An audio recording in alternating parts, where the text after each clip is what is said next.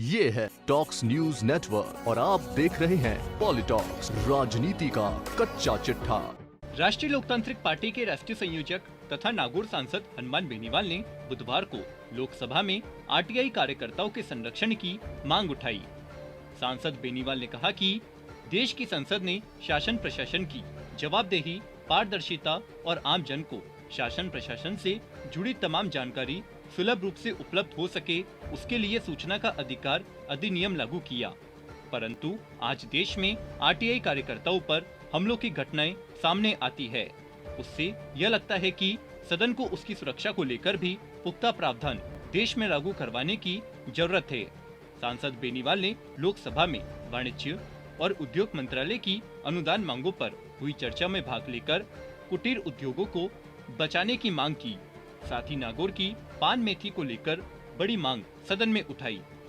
सांसद बेनीवाल ने राजस्थान के बाड़मेर जिले के गीड़ा थाना में 22 दिसंबर 2021 को दर्ज एफआईआर 270/2021 की तरफ सरकार का ध्यान आकर्षित करते हुए कहा कि समझ मोदे राजस्थान के बाड़मेर जिले के गीड़ा थाना में 22 दिसंबर 2021 को दर्ज एफआईआर 270/21 की तरफ सरकार का ध्यान आकर्षित करते हुए बताना चाहता हूं कि आरटीआई कार्यकर्ता अमराराम गोदारा का अपहरण करके उस पर किए गए उस पर जानलेवा हमला किया। 21 दिसंबर 2021 को अमराराम का अपहरण करके उसके साथ बेरहमी से पिटाई की गई, पैरों में कीलें गाड़ दी गई और जगह जगह से उसकी हड्डियों को तोड़ दिया गया, ड्रिल मशीन से ड्रिल किया। और ये सब उसके साथ इसलिए किया गया कि उसने पंचायतों से जुड़े जानकारी सूचना के अधिकार अधिनियम के तहत मांग ली थी।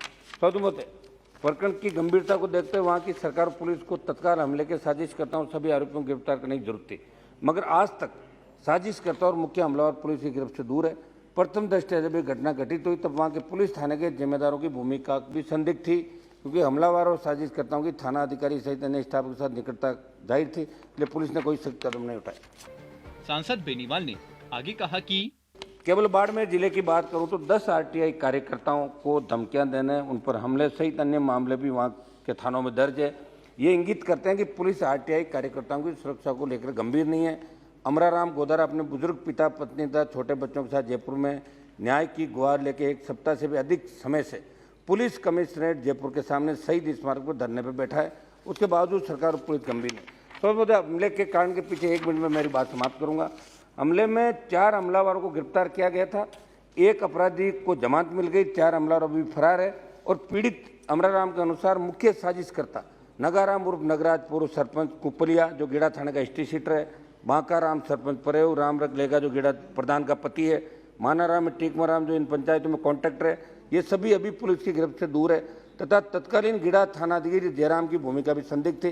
सर्वमोदा आरटीआई कार्यकर्ता अमराराम बाड़मेर जिले के कुपलिया, परेव, चिमानियों की ढाणी पंचायतों में सरकार की योजनाओं से प्राप्त राशि वे कार्यों के विवरण आदि को लेकर सूचना का अधिकार के भौतिक सत्यापन करवाना चाहते थे। वे कार्यों में अनियमितता, भ्रष्टाचार जुड़े कागजों में प्रतियां लेना चाहते थे। इसके लिए उसमें संबंधित लोक सूचना अधिकारी के नाम आवेदन दिया। इसी कारण से अमराराम पे जानलेवा हमला हुआ। और ये 1 मिनट में बात समाप्त करता हूँ सभापति महोदय।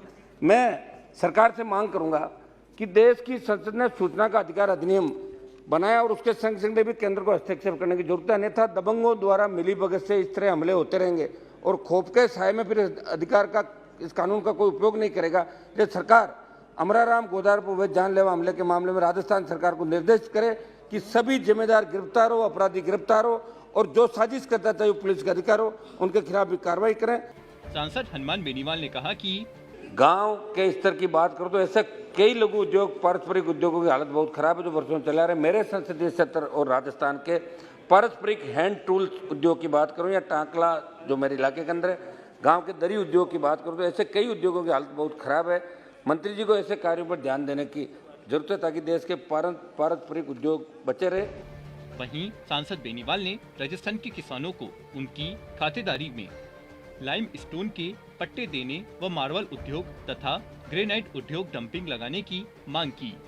बेनीवाल ने कहा कि एक साहब हमारे राजस्थान का जो मार्बल और ग्रेनाइट है उस पर सरकार पहले 10 से 12% टैक्स लेती थी, अब जीएसटी 18% ले रही है।